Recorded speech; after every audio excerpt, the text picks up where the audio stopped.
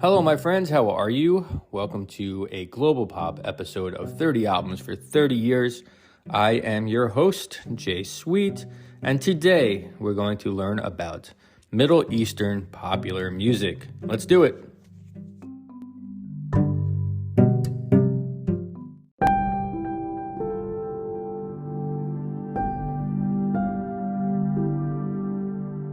Unpacking Middle Eastern history is a difficult task. I mean, there's a lot there. It's a vast region. It goes back to ancient times. So we're going to get right into the music today, and we're going to talk about one of the prominent instruments that comes out of the Middle East, and it's called the oud, O-U-D. It's like a guitar in a way. It's an Arab short neck lute type instrument, a short neck lute type instrument, pear-shaped, and obviously it has strings. And it was developed in medieval Islamic times. Now, Munir Bashir, born in 1930, lives till 1997, from Iraq, is considered one of the greatest oud players of all time. His brother Jamil was also considered an oud master, as well as Munir's son Omar. So we'll hear a piece from Munir Bashir. It's called Taqsim and Maqam, forgive my pronunciation, and here you will hear one of the great oud masters, Munir Bashir. Please enjoy.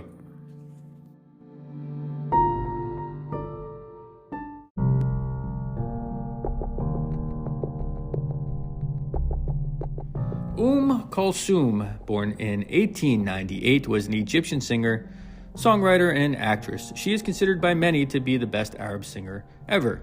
In fact, she's ranked at number 61 on the Rolling Stones list of the 200 greatest singers of all time. From a young age, she showed great talents, and her father, a singer, recognized her talents, and she joined the family ensemble at the age of 12. At 13, dressed as a boy, she began performing in public. She also began working with oudist Zakaria Ahmed in her teens and toured Cairo, where she would eventually settle. With the recording boom of the early 1920s, Kulthum cut many records. In the 1930s and 1940s, she developed a relationship with the royal family of King Farouk of Egypt. But even though they had a personal connection, she was not allowed to marry the king's uncle, and she desired to do so. So this rejection hurt her tremendously, and she then distanced herself from the royal family.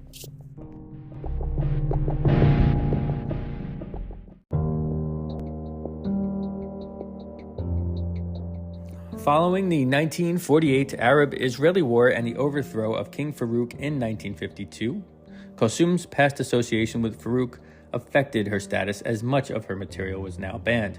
But President Gamal Nasser, with whom Kulthum respected and supported, lifted the ban, and in fact, her song, Wallahi Zaman Ya Selah, which means "It's been a long time, O weapon of mine," was adopted as the national anthem of Egypt from 1960 to 1979. The 1940s and early 50s are considered Kulthum's finest period, and she worked with the best composers, arrangers, and producers. She worked till her final years with some material considered to be political in nature. Kulthum passed away in 1975 at the age of 76, and her funeral became a national event as around 4 million Egyptians would gather to celebrate her life. And there you have it, Kulthum.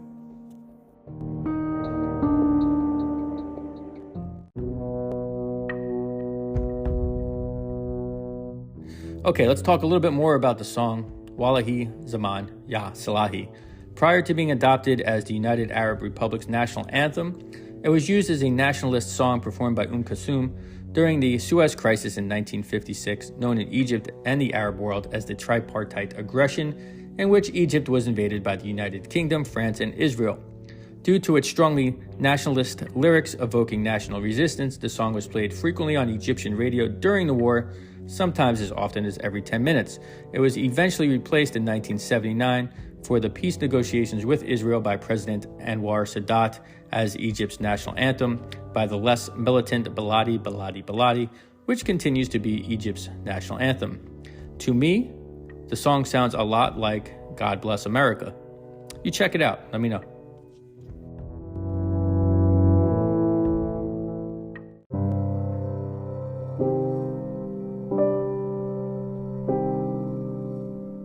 The singer known as Gugush was born in 1950 and is from Iran.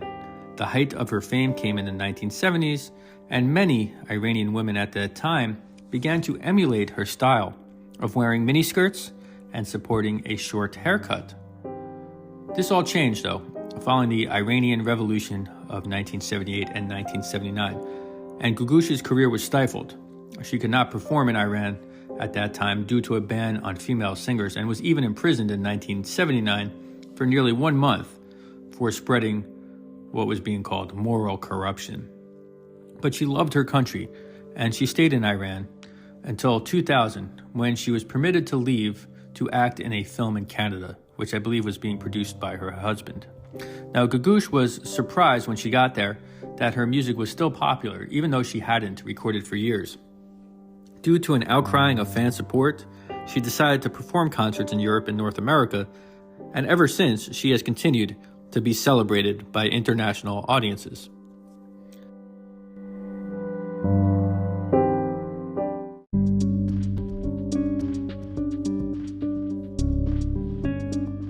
Makhluk, Makhloogh, is a popular song sung by Gugush.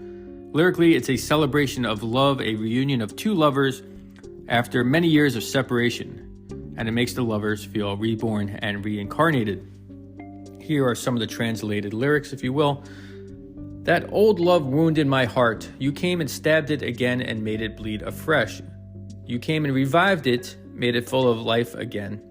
The fire of this old love. And it goes on, and here's some more. I loved you, you loved me, you killed me, and raised me from death again. You are the only reason for me to stay alive.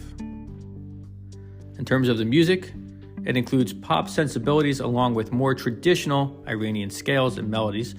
Take notice of the heavy usage of strings in this arrangement.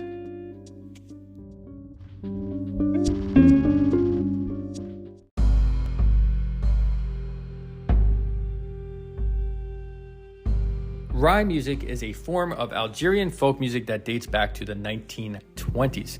The lyrics deal with social issues, and the music appealed to young people who sought to modernize Islamic attitudes. The music was developed in the more progressive city of Oran. By the 1930s, female singers known as sheikhas began to sing about topics that were considered lewd and progressive, at least to the Arab world, like sex, drunkenness, and women's rights. During World War II, American troops introduced jazz and pop music to the Arab world, influencing the Rai style. In 1962, Algeria was determined to remove vulgarity from art, and many female Rai artists, in particular, were banned from performing. In the 1970s, pop Rai emerged from what was known as Shebas, C-H-E-B. Those are young artists, and they began making home or cheap recordings, spreading new, more modern Western influences on Rai music. In the 1980s, the government seemed to accept Rai music. They couldn't stop it. And in 1985, the first festival of Rai assembled many of the top Rai artists.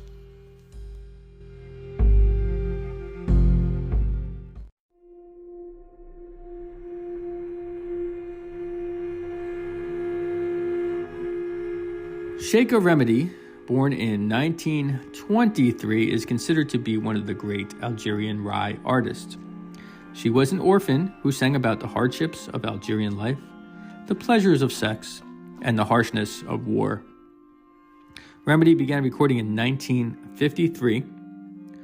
Then, when Algeria gained its independence from French rule in 1962, much of her work was banned, but she did remain popular amongst her fans. Remedy performed till the end of her life, 2006, and made hundreds of recordings.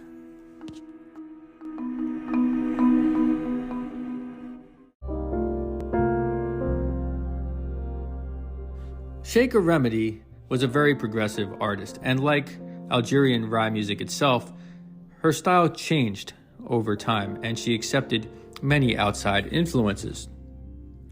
Her 1994 album called Sidi Mansour includes Red Hot Chili Peppers bassist Flea and King Crimson guitarist and leader Robert Fripp, two of my personal favorite musicians. The blend of Remedy's vocals, Flea's slap bass, and Fripp's exploratory guitar work is a fascinating blend. The title track from that album is Hagani Ki Ma Nabgi. Let's check it out.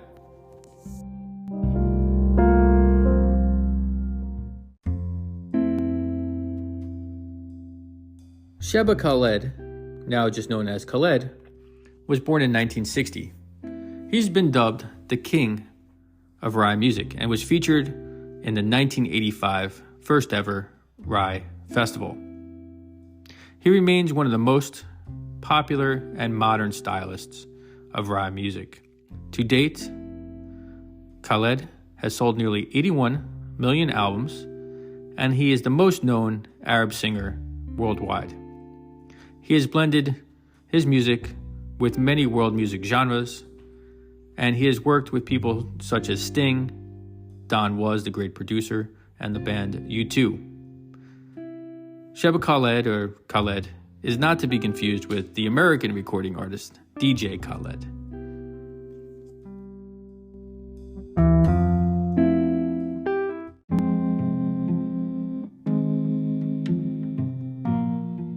DD is an Arabic Rai song written and performed by Algerian singer and musician Khaled. It was released in 1992 on his album called Khaled. DD peaked at number 9 in the French singles charts and remained on the top 50 charts for 20 weeks, making it the first tune sung in Algerian Arabic to chart in France. It also topped the singles charts in Switzerland, Belgium, Netherlands, Egypt, and Saudi Arabia. The song also became popular in India. DD was one of the opening songs for the 2010 FIFA World Cup. It's a pretty funky one. Let's check it out. DD.